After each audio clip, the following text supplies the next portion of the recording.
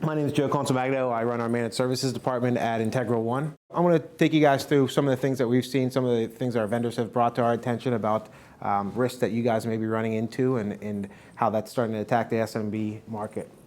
So cybercrime as a whole has become the largest organized crime from a financial perspective that anybody has seen. So the monetary damage of cybercrime is now up to $2.7 billion in 2018. You can see just 17 years ago in 2001, it was a $17 million industry. So this is continually growing. What that means is more and more people are going to get involved with it. It's going to be more and more impact of our daily IT lives, of how we protect against people trying to hit our users with email, with phishing, with trying to get in our firewall.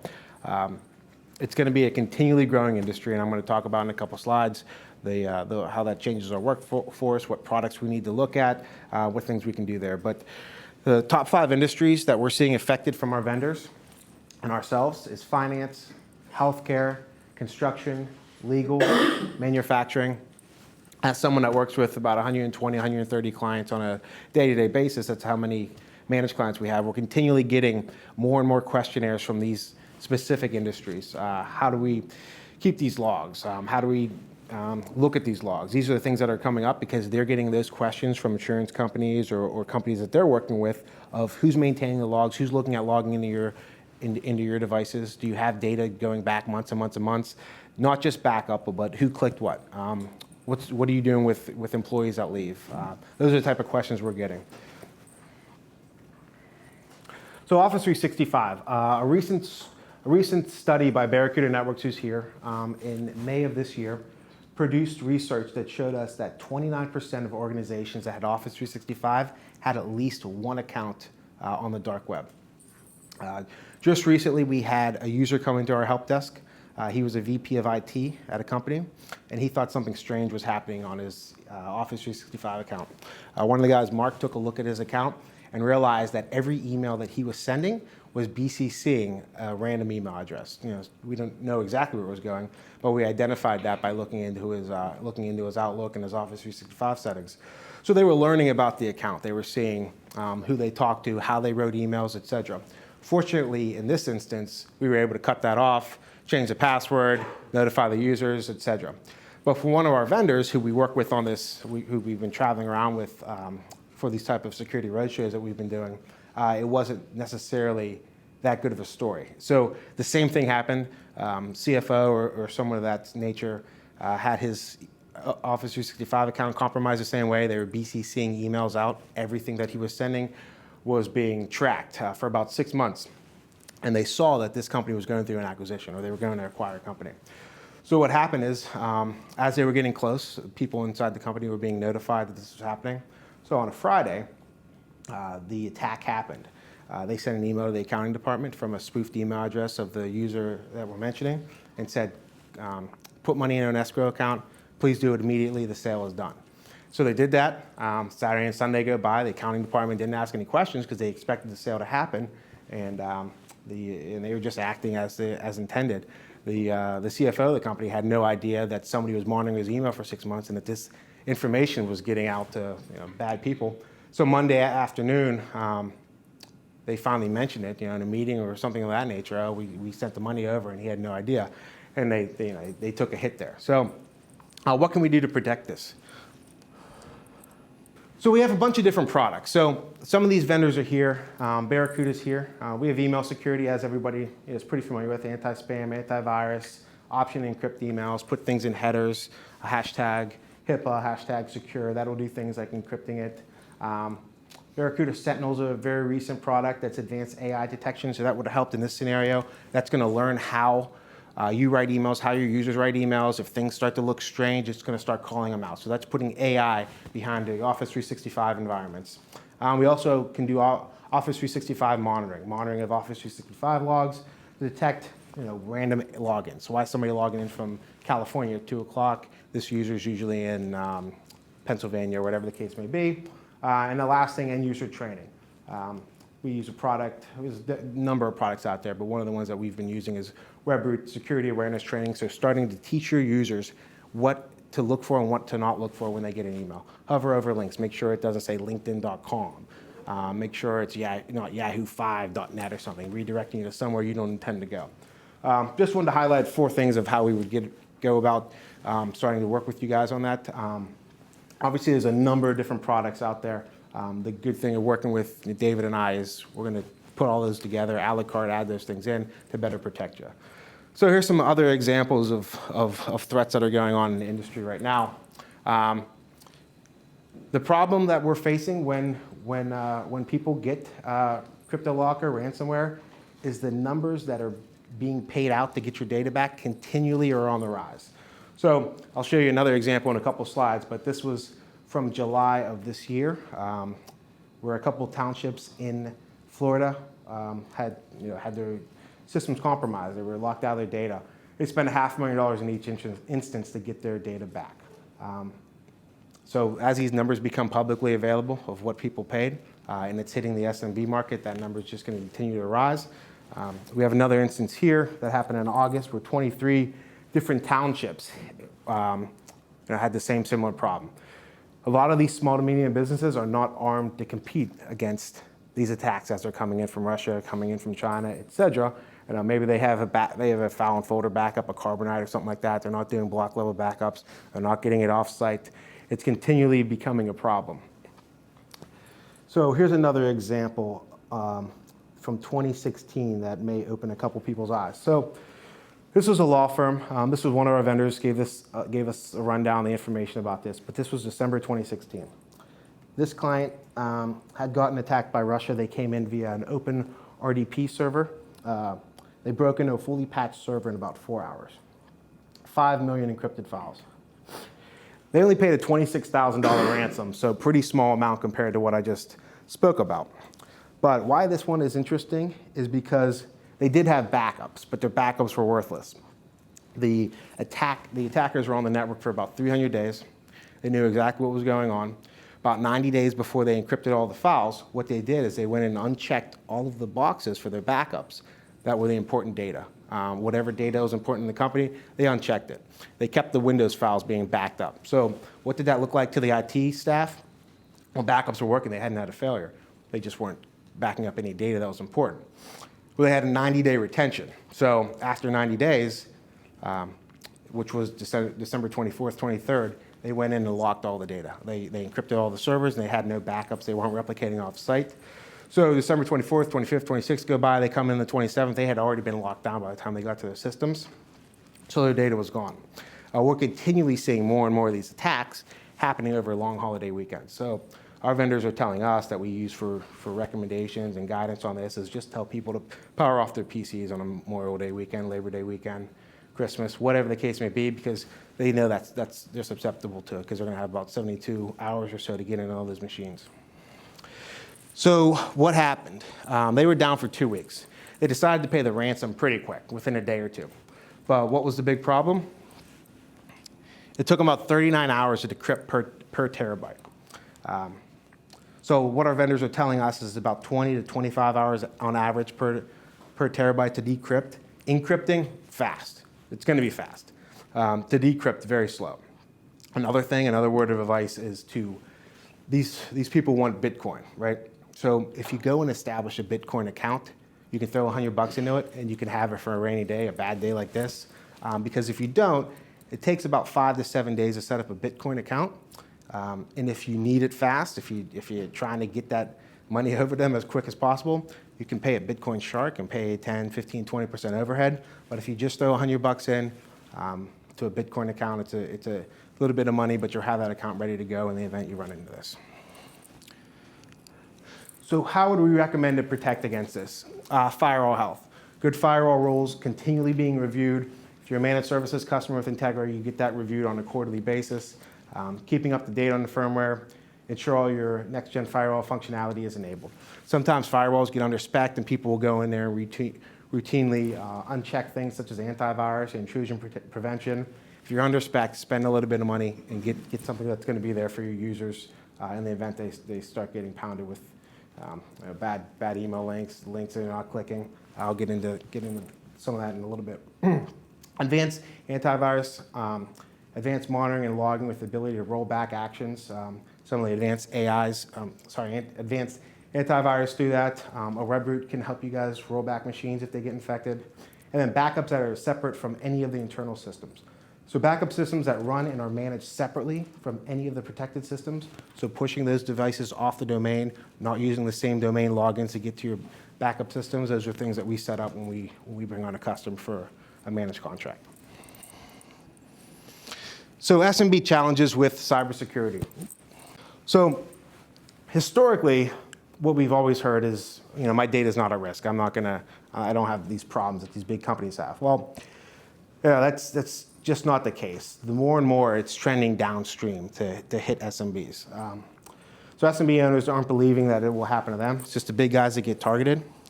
Why do they believe that? Well, it's because of the IT professionals. We've told them you need to have a strong firewall, you need to have strong antivirus, you need to have backups, but we can't fix users. When people take their PCs home from work to work from home, they're probably not taking a firewall with them.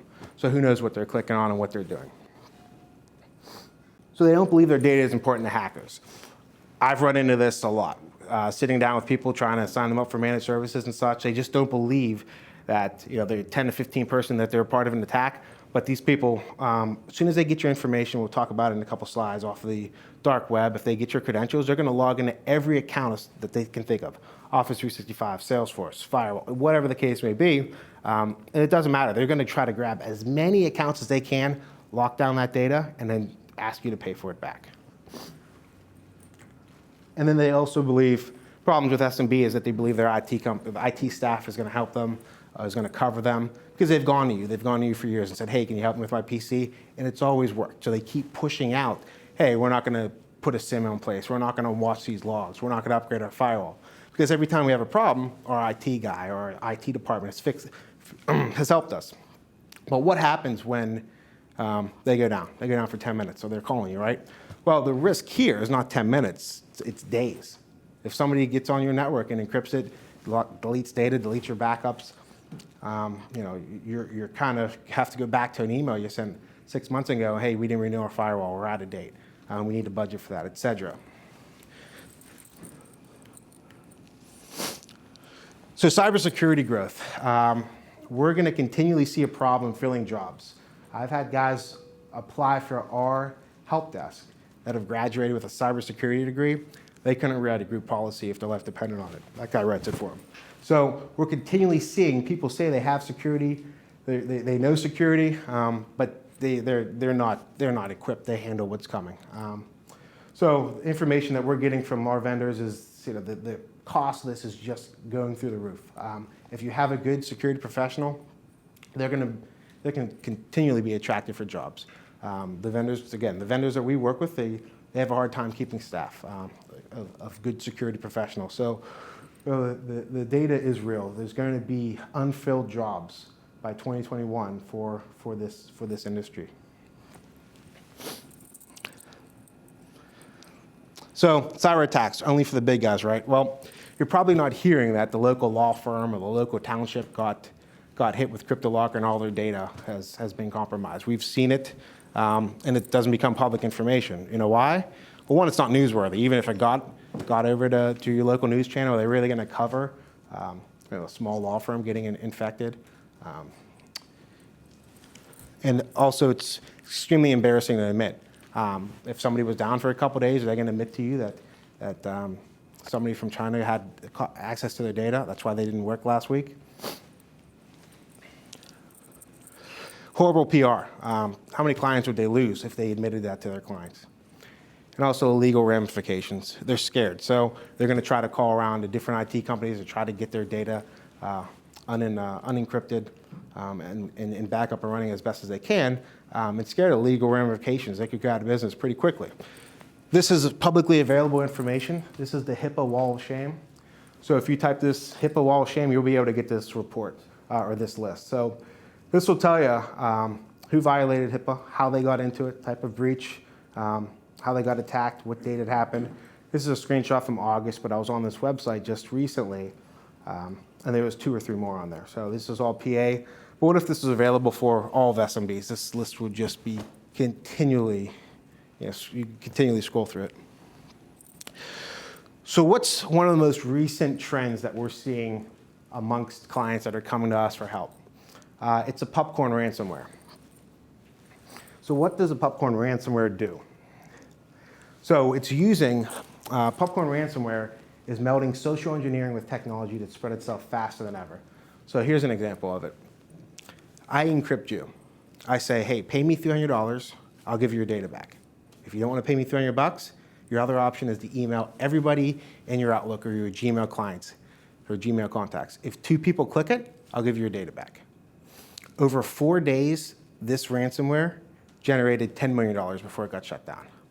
So you can see that this is just going to continually happen, and new schemes are going to come up.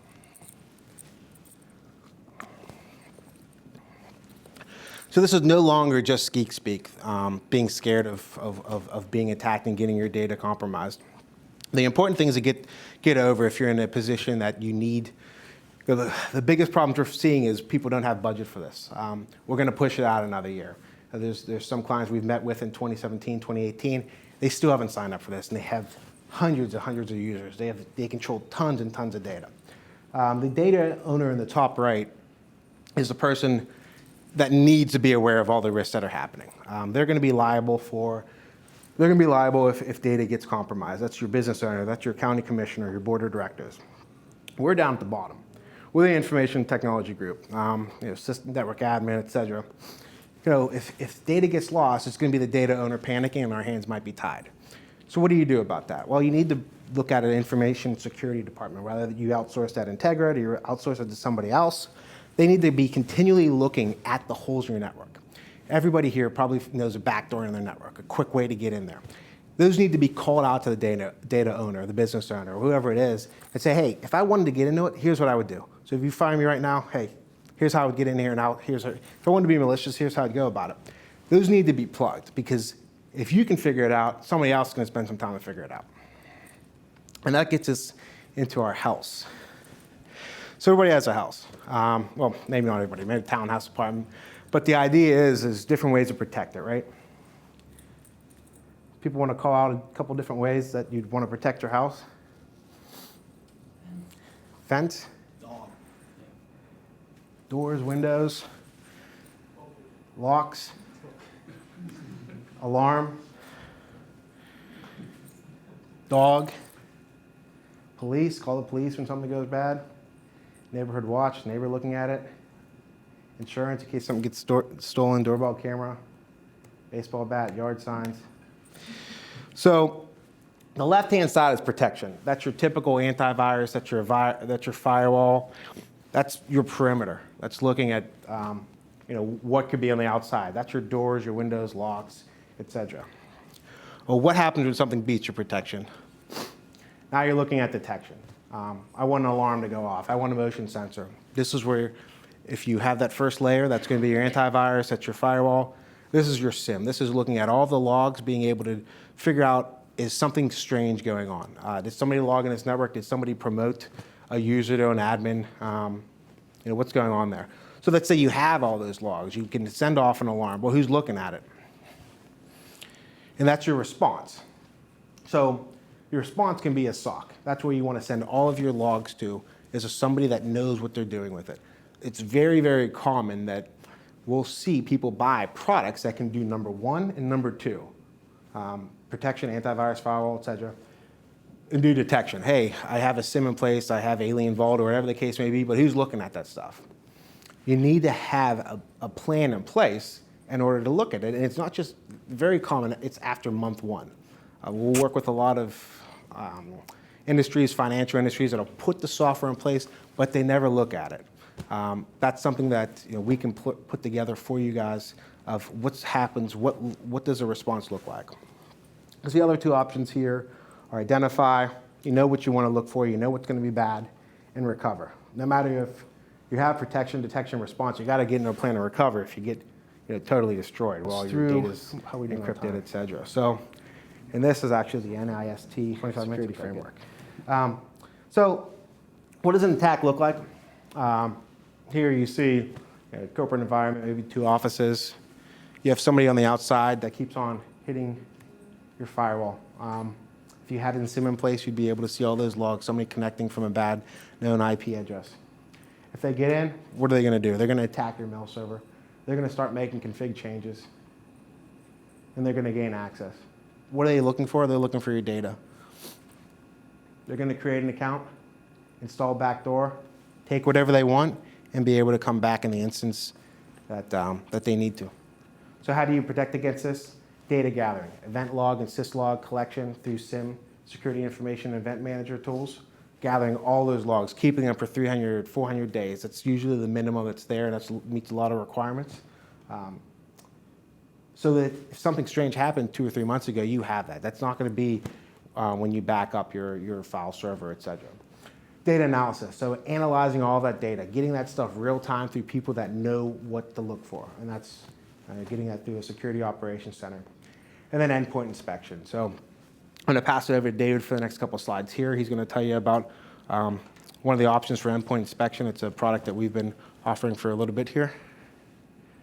So the dark web, what's the internet look like? And this is a pretty good example here that I think describes it. So think of the internet as an iceberg. At the top is the surface. That's your Google, Yahoo, Bing, etc. It's only about 4% of the internet. That's where everybody's living. That's YouTube, etc. Below that's a deep web. That's typically all the information you're going to protect with a firewall. Academic databases, legal documents, etc. And then way below that is a dark web. That's where a lot of people are starting to put their career paths in, whether more bad than good, but they're living there, they're fishing, they're looking for data, and they're selling it. $5, a list of email addresses, etc.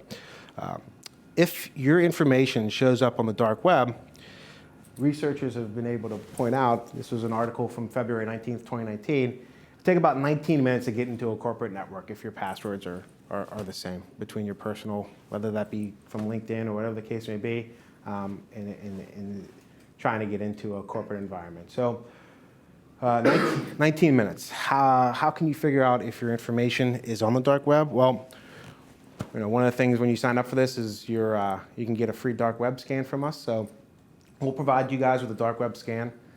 If your users show up here, it's pretty easy to fix. Just change their password. We'll run it across your domain. This is just an example report. But we'll show you how many different users you have out on the dark web, when they got compromised, where the breach source was. We'll encrypt the password for you, but we can expose it too. So we'll show you the first 3 letters and then a bunch of different blocks there, blocking it out. But we can run this for you if you want that done. Just feel free to write down my email address here, or tell one of your account managers, say, hey, can you get Joe to run a dark web scan for us, and we'll get that over to you. And then you can pass that around your organization and say, hey, you users go change your password and be more careful next time. One of the things we do with a managed security practice is we have that continually running. So if a new user pops up on the dark web, we'll get notified and we'll let you guys know, hey, they have to change their password, because that 19 minutes is a pretty quick turnaround and a scary turnaround for having your data out there, for having your credentials out there. The last 30 minutes we talked about a bunch of different ways people can attack your network. And we're continually getting this information from our vendors. We're continually investing in our employees, technicians and such, of being on the forefront of this information. So that's all rolled under one package. It's called Fusion One. That's our managed services package. And we're not trying to sell technology, software, functions, or features. We didn't get into tools. David showed you a quick demo, but we mentioned the tools. There's some vendors here, but then you're going to have to manage it. If you rolled over to managed services, we're going to deliver that stuff for you on a proactive and preventative approach to managing technology, so you can get out and continually do what you need and then push this stuff over to us. So what we're delivering is an increased user productivity, uptime, better network stability. If we can direct stuff from your firewalls where you're not getting pounded from different countries, different IP addresses, if we can keep things up to date for you, it's going to deliver a better network stability. Decrease security risk.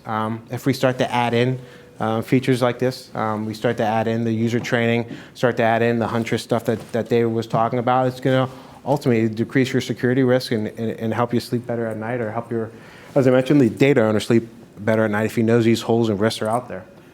Lower overall IT costs. The cybersecurity professional is just continually to climb. we're working with vendors and outsourced SOCs and such and different products to be able to control costs for our customers so they can say, hey, here's what it's going to cost for me to take care of these XXXX. I'm going to worry about this next year. The other piece is next year. And then the highest level responsiveness and support to ensure your success. Some of the people in this room are managed security clients. They know we have a pretty quick SLA to get back to our customers. If you create an email with us or send an email in, you're going to get a call back within 30 minutes or email back within 30 minutes. If you're calling our help desk, there's about 60, 90-second wait time there. So our MSP team, Managed Services team, we have 15 years of experience in managed services, technical support, and delivery. About 32 team members supporting over 5,000 devices right now. It's a little bit over 500 servers at this point, 5,000 desktops. So these guys see a lot of stuff. When we work with companies, IT staff typically isn't aware of everything that could be coming in. And that's why bringing in someone like us, someone like David, somebody like a Kevin Ringer or such you may have met, they're touching environments day in, day out. Our guys touched 10, 15 environments on a daily basis. So they're seeing a lot of stuff and they can bring a lot of stuff to the table.